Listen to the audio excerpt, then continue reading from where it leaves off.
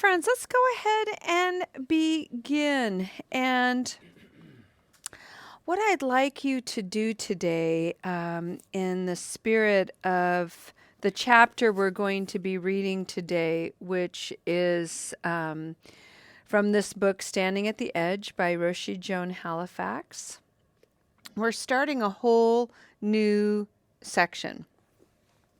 And the section we are exploring is engagement. And I think engagement, one of the things I'd like you to entertain and play with in your mind is to have engagement sister wise livelihood. How are you showing up to your life? How are you engaging in your life? So I think the two, engagement and wise livelihood, are kin, they're family. And so to show up to today's practice, to show up to this spiritual family, this beautiful Sangha, one of the three jewels in Buddhism, I'd like to invite you all to show up in a posture to receive.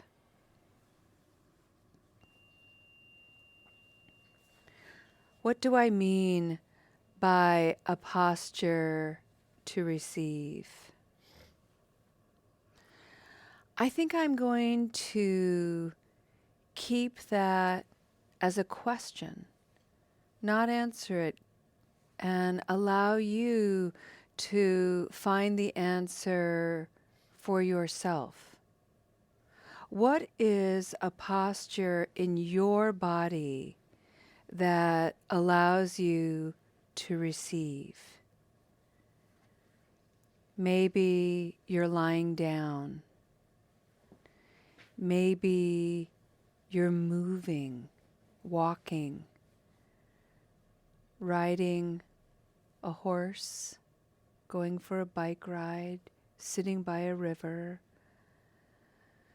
Maybe you're preparing a lovely luncheon.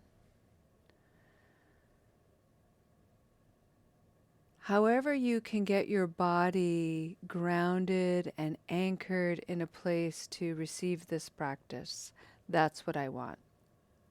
That's what I encourage. For me, I'm sitting on a cushion, my legs are crossed. I am sitting with my spine really straight, my belly is soft, my eyes are closed. My hands are resting gently around my knees, and I'm going to take a few minutes to simply breathe.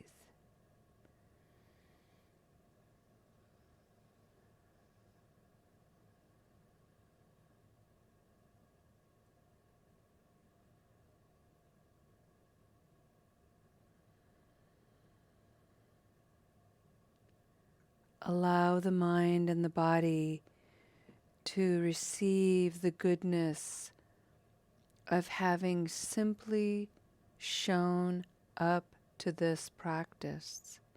It is extraordinary effort. It is exemplary action on your part. It requires mindfulness and concentration. The intention, obviously, to be here is to increase our understanding of ourselves and our relationship to habit energy in general, and some of the habits that we have cultivated that have negatively affected our lives and the lives of people we love.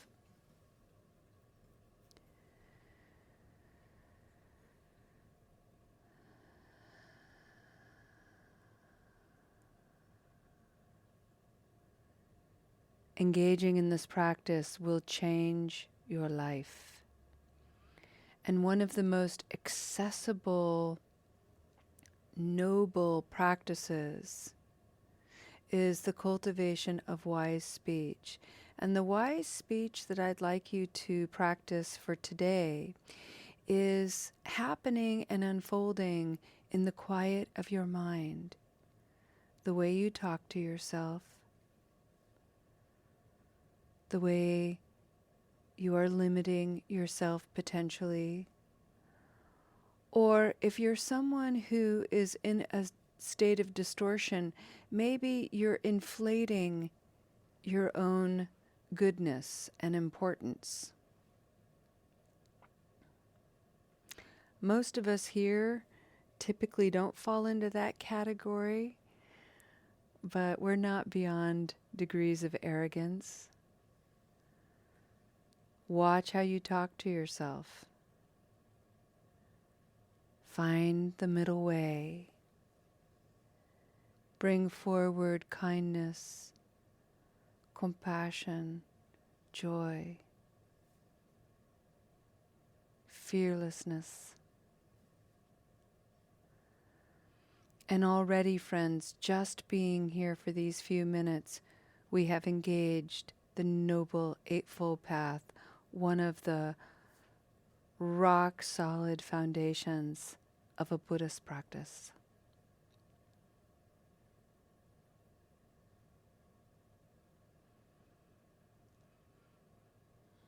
Look at this beautiful engagement. Remember, we're here practicing not only for our healing and transformation, but for all.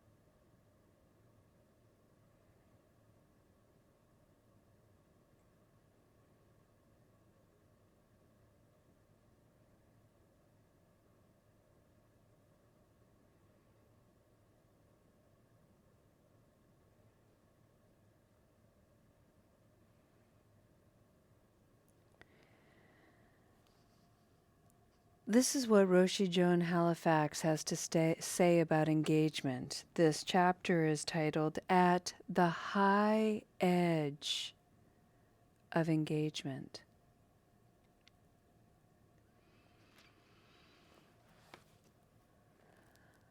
The high edge, a cliff's edge.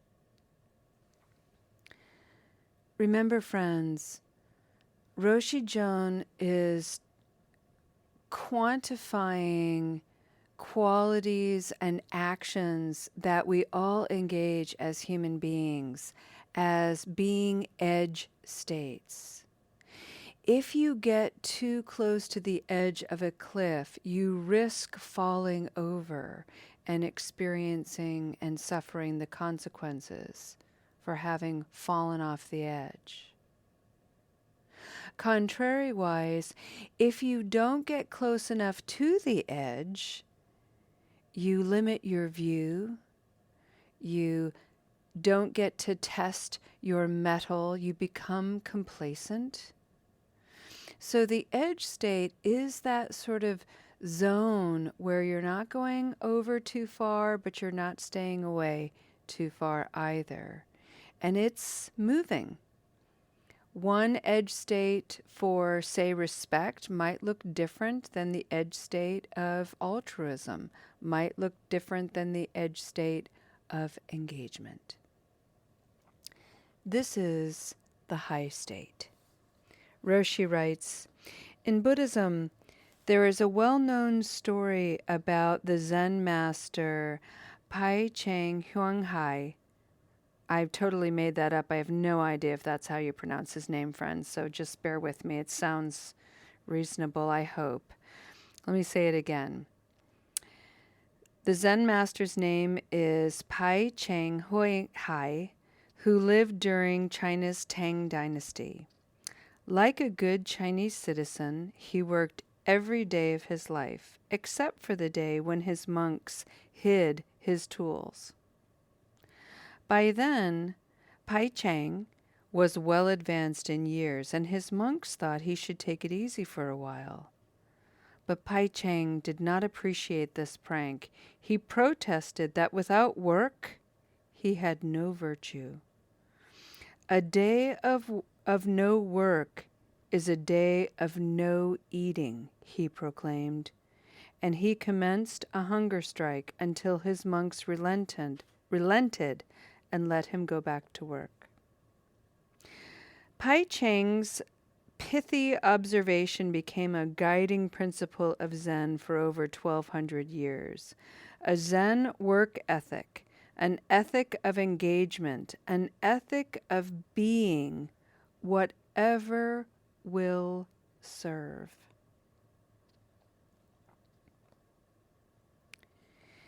Engagement in our work, Roshi writes, is characterized by energy, involvement, and efficiency, according to Dr. Maslach, who is a renowned expert on burnout. When we are engaged, we feel nourished by our work. We have personal agency and the means to affect outcomes. We have the sense that our work makes a difference to others, ourselves, and perhaps even the world. While it is normal to experience our fair share of frustration and resistance, our commitment to our work, and hopefully our love for our work, gives us the strength and wisdom to ride the waves through less fulfilling times. During a program I taught with the Benedictine monk Brother David Stendhal Rast, he shared with us that the antidote to burnout wasn't necessarily taking a vacation. It is wholeheartedness, he exclaimed, beaming joyfully. I like the word wholeheartedness because it implies that the whole of our heart is engaged. It points to a sense of genuine connectedness to and love for the work we do. In a subsequent talk, Brother David shared that wholeheartedness was his own personal strategy for avoiding burnout.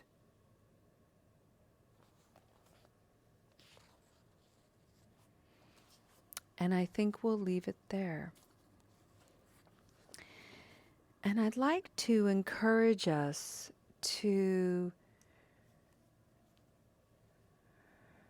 receive the message of wholeheartedness.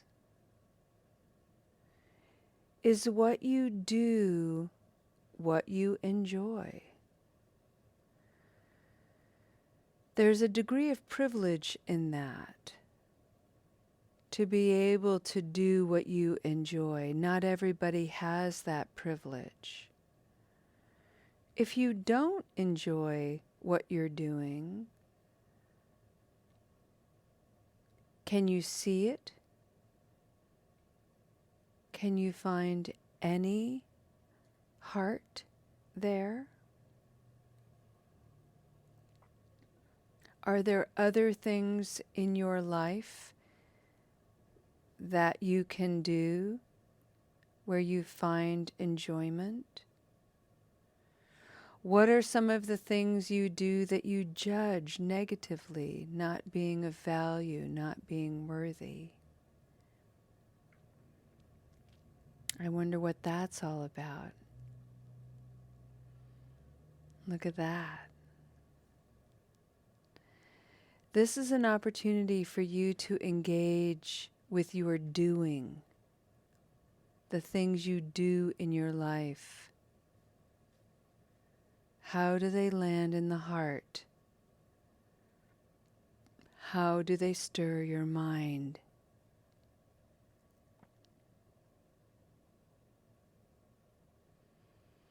Let's take some time in silence to allow this to roll around.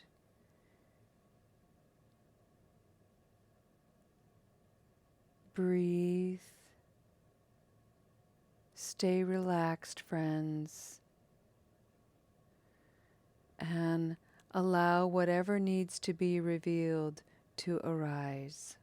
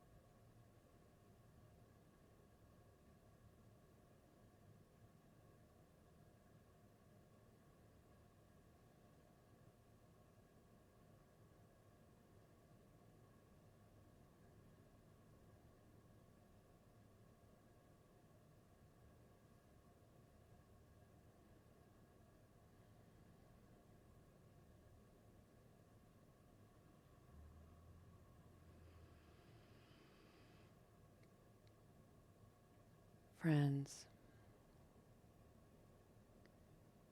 one of the cautionary notes that we have to keep in the forefront of our mind as we continue to explore engagement and work, particularly in this instance, is to not confuse it with being busy.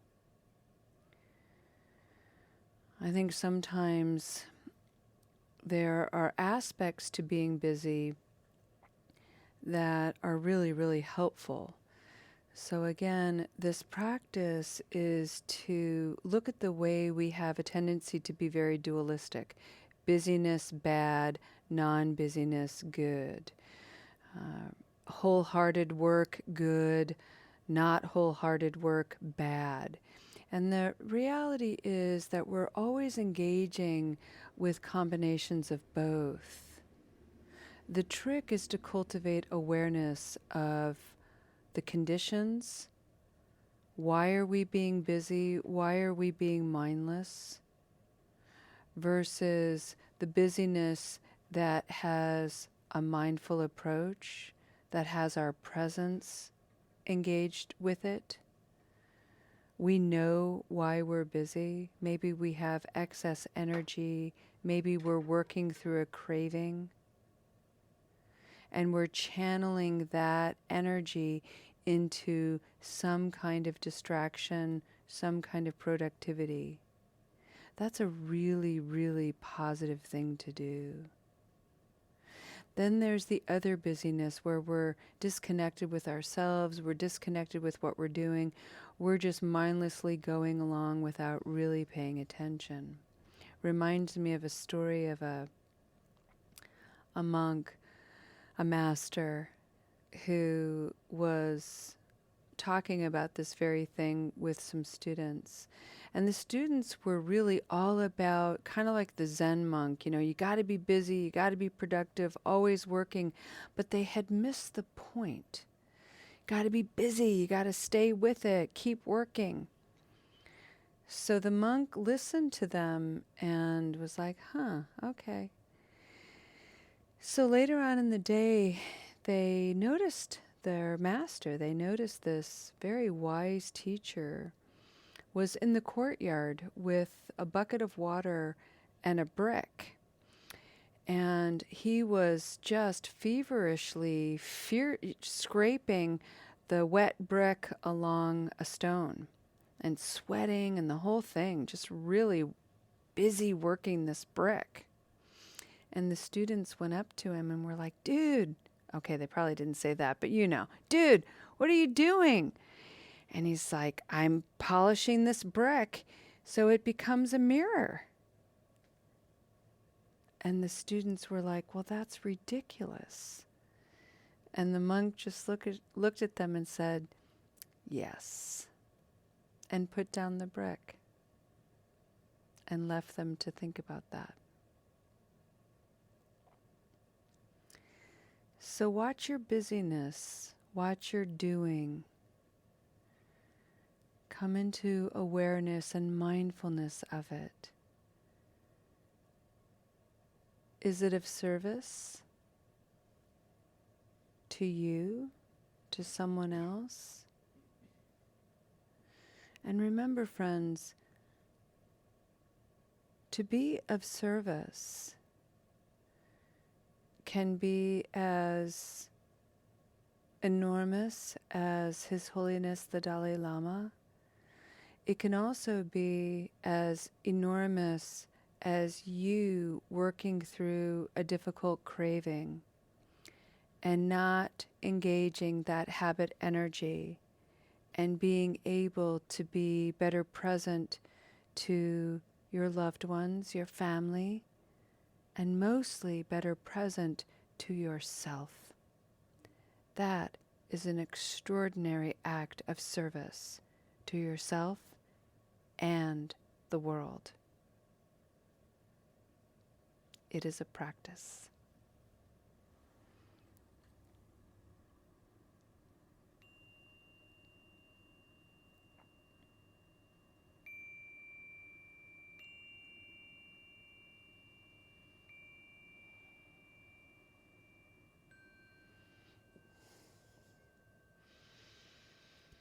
said it and remembered riding up the hill thinking about that was my priority, and it meant I wasn't going to get as much done.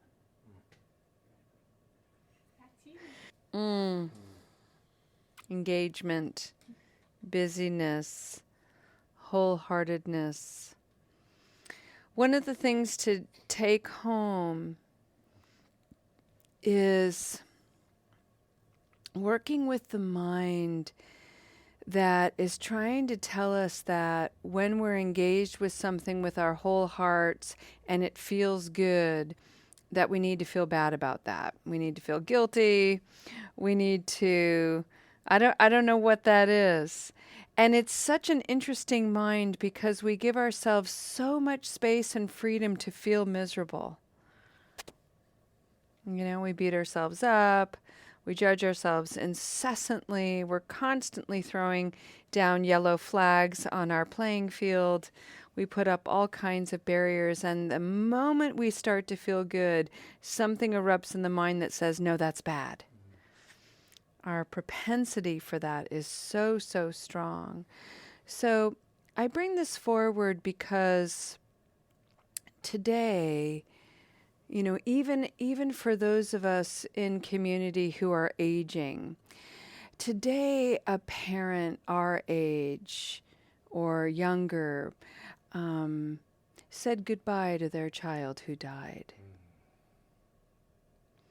Today, somebody our age or younger died of a drug overdose, a car accident, some disease. You know, they don't have that choice to start again. So remember, we live and we honor those who are no longer here alive by learning to better live. That's what right livelihood is all about. Learn to better live your whole life. And if you have health to do it, then do it, please. I beg you, truly, for all of those, especially the young people who can't be here. So that's a motivator. And also, don't forget to enjoy it. There are so many people, millions of Americans who have diagnosed substance use disorders, and they are miserable. Miserable. Of the people with this diagnosis, 10% seek treatment and peer support. 90% of people with a substance use disorder are going at it alone. And they are lonely and miserable. So any joy, because we were just like them, any joy we can bring as healing, a healing salve to people, it is no small thing. It is of service. Even your bad days, your practice and your awareness of your bad days, your willingness to look at it, work on it, grow, mature, so healing for us all. Friends, your practice is like the root system of a great forest, reaching and spreading in the unseen realm. You have no idea the goodness you have planted by being here, by being wholeheartedly you. I'm going to end our meeting on that note. Y'all know the spiel. Check out the chat. Blah, blah, blah. It's all there. Enjoy it. Just put your hands on your hearts. Take a deep breath.